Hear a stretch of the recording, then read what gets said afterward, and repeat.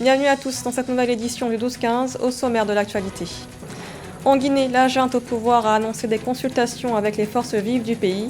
Une série de rencontres est prévue dès le mardi 14 septembre au Palais du Peuple de Conakry. L'Égypte veut développer son potentiel énergétique. La part d'énergie renouvelable devrait atteindre 13,7 gigawatts en 2030, et ce grâce au développement de l'énergie solaire et éolienne. Et puis la quinzaine touristique se poursuit en Côte d'Ivoire, l'occasion de découvrir le patrimoine culturel du pays. Dans ce journal, découverte des monts Mafa, des montagnes où coule une eau sacrée. Mais d'abord au Maroc, les négociations sont en cours pour la formation du nouveau gouvernement, une mission confiée à Aziz Ranouch. Son parti, le Rassemblement national des indépendants, a remporté le plus de sièges au Parlement lors du scrutin du 8 septembre, un scrutin marqué par un effondrement dans les urnes du Parti de la justice et du développement.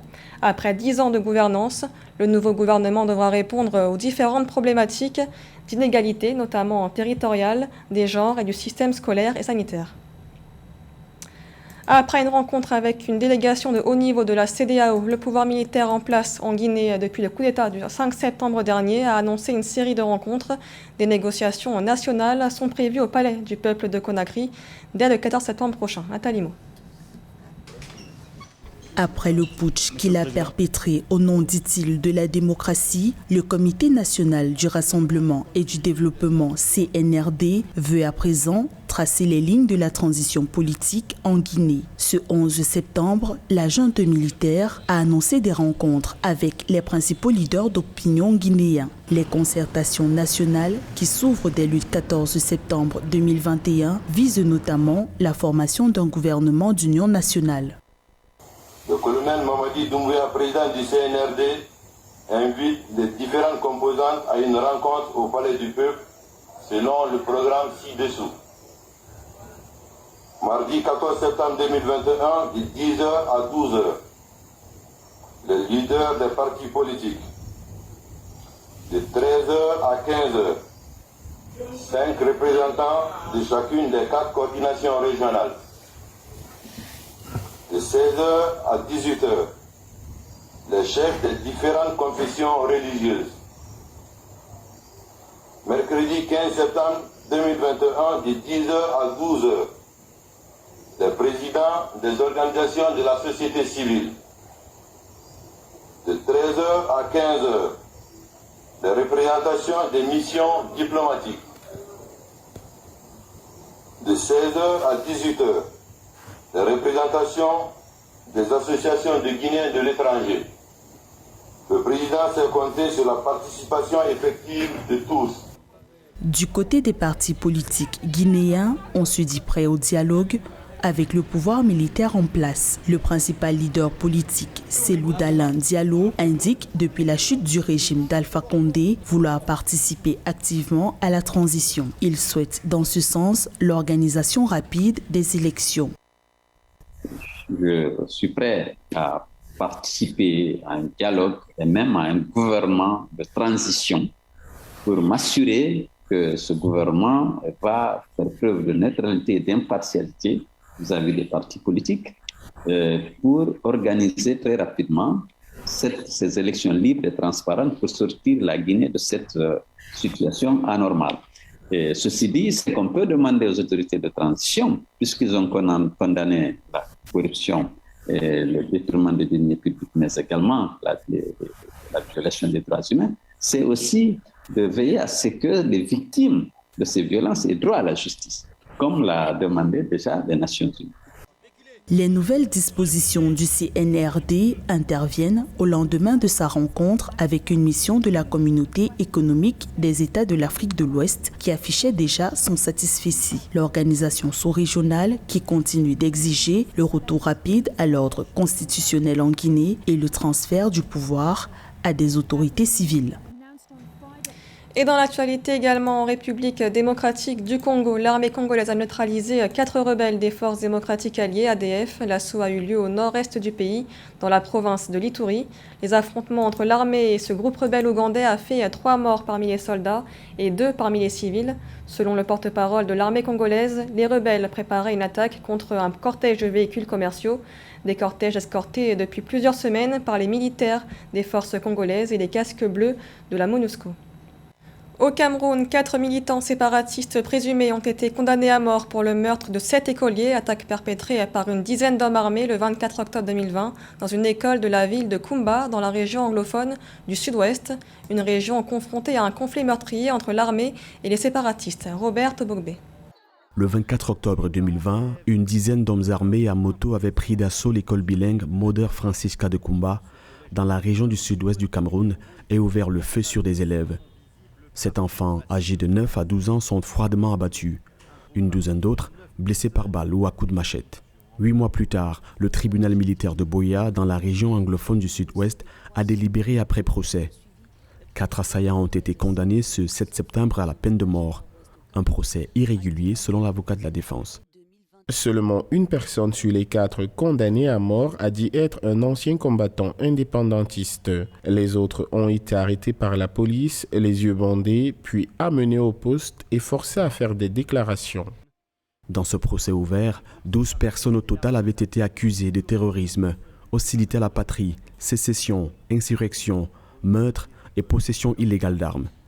Des faits très graves selon la loi camerounaise. Alors que le débat sur la peine de mort dans le pays est ravivé, la défense a une dizaine de jours pour faire appel.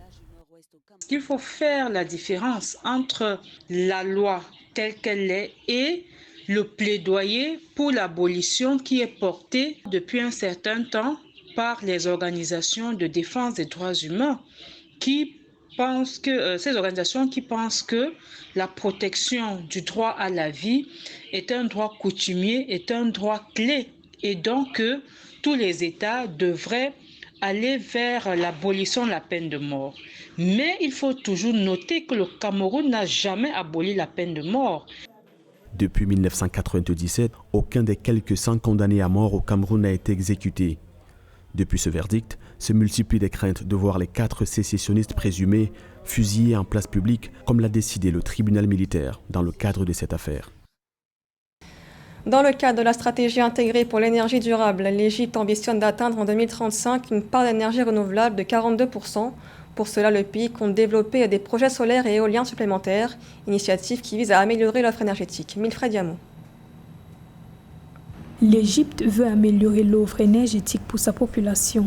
Selon un rapport de Global Data, la capacité d'énergie renouvelable du pays, portée par des projets gouvernementaux, passera de 3,51 gigawatts en 2020 à 13,7 gigawatts en 2030, avec un taux de croissance annuel de 14,6%. Une amélioration qui sera soutenue par l'énergie solaire photovoltaïque et l'éolien, qui domineront le marché durant la décennie en cours. L'Égypte est un vaste pays amplement ensoleillé qui dispose en plus d'espaces terrestres et maritimes couverts par un immense potentiel éolien exploitable à toute fin énergétique utile. Dans une perspective de développement durable en effet, il n'est plus à démontrer que l'innovation énergétique du futur fera de plus en plus la part belle aux énergies renouvelables. Les enjeux sont d'abord économiques, car il s'agit d'énergie primaire naturellement disponible en abondance, facilement accessible, exploitable à des coûts rentables et exportable vers des pays tiers une fois transformés sous forme électrique. Le rapport de Global Data prédit une croissance du marché égyptien de l'électricité d'ici 2030. En effet, le régulateur indique que la capacité solaire photovoltaïque cumulée du pays devrait passer de 2,02 gigawatts en 2020 à 7,71 gigawatts en 2030, tandis que la capacité éolienne terrestre devrait passer de 1,39 gigawatts à 5,64 gigawatts sur la même période. L'Égypte entend bien, par ce plan stratégique de diversification de son offre énergétique, apporter pour sa part une réponse pratique pour solutionner l'un des paradoxes énergétiques qui affectent le continent, à savoir que les ressources énergétiques naturelles et renouvelables dont est immensement dotée l'Afrique sont insuffisamment exploitées. Les objectifs de croissance énergétique de l'Égypte sont donc tout à fait réalistes à encourager, et ce, dans la mesure où les compétences humaines pour accompagner et réaliser ce type de projet d'envergure sont bien présentes. Vaste marché énergétique, l'Égypte, déclarée autosuffisante en la matière selon les autorités, dispose d'un important potentiel en ressources vertes, notamment dans la région du golfe de Suez.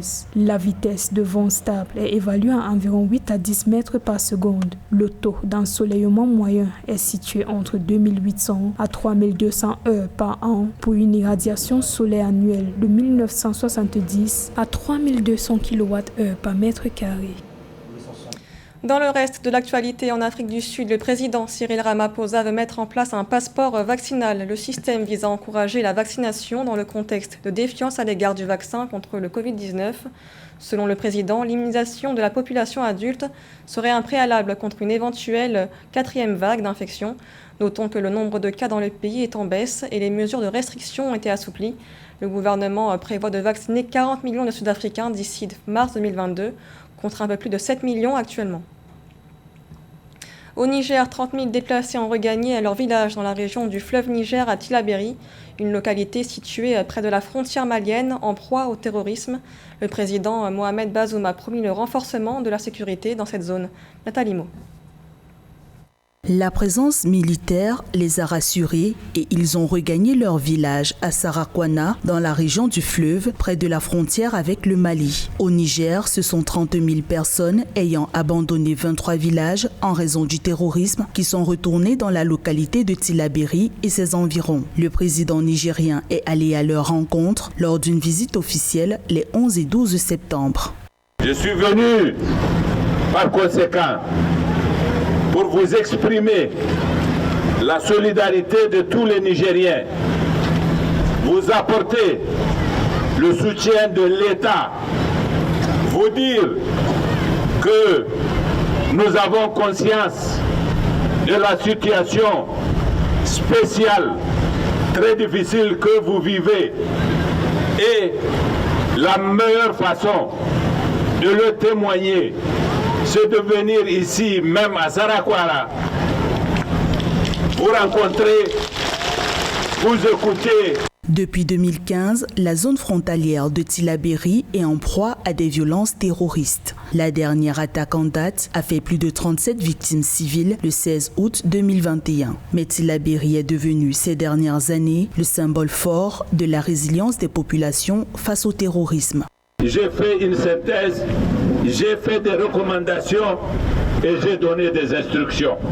Elles seront appliquées sur l'ensemble de la région de Tillabéri et ça va apporter, Inch'Allah, un mieux à la vie de l'ensemble de la région.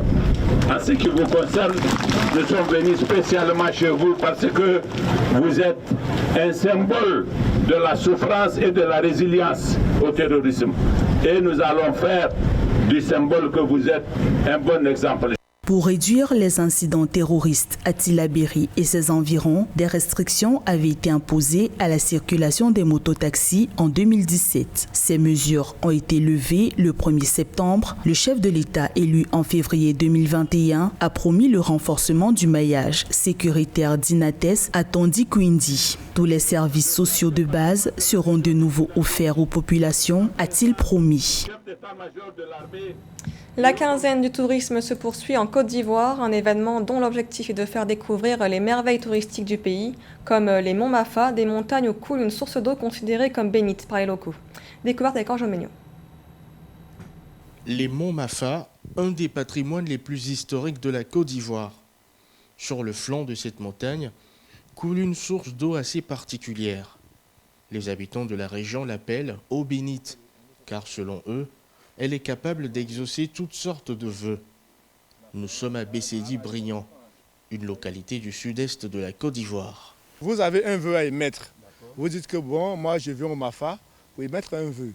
Par exemple, vous pouvez avoir un problème d'enfantement. Je dis n'importe quoi, maladie, quoi. Vous venez, vous voyez le gardien, vous lui soumettez vos préoccupations. Il dira que bon, il faut ceci, voilà. Et puis bon, lui, il vient avec vous pour faire le sacrifice. Arrivé là-bas, il va aussi verser de la boisson. Faites la libération également sur le mont là-bas. Et puis bon, faites votre bain. La montée du mont Mafa peut commencer. Il faut parcourir 200 mètres de distance pour arriver à la source. La montée peut parfois être laborieuse. plus du matos. Une fois avoir atteint la source, les gardiens des lieux font toutes sortes de pratiques pour purifier les candidats. Ici, on assiste au bain de purification et de bénédiction du Mont Manasseh.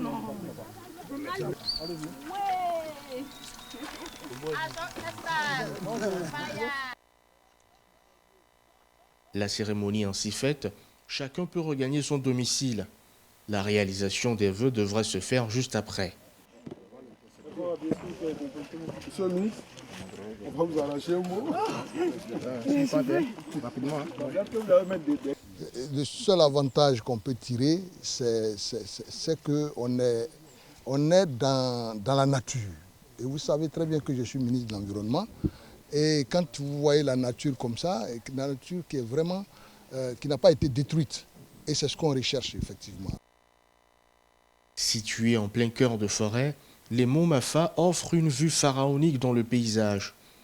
Leur posture aux allures de majesté rend encore plus mythique la renommée qu'ils possèdent. Les habitants de Bessédi-Brignan peuvent savourer le bien-être touristique que ces monts leur apportent au quotidien.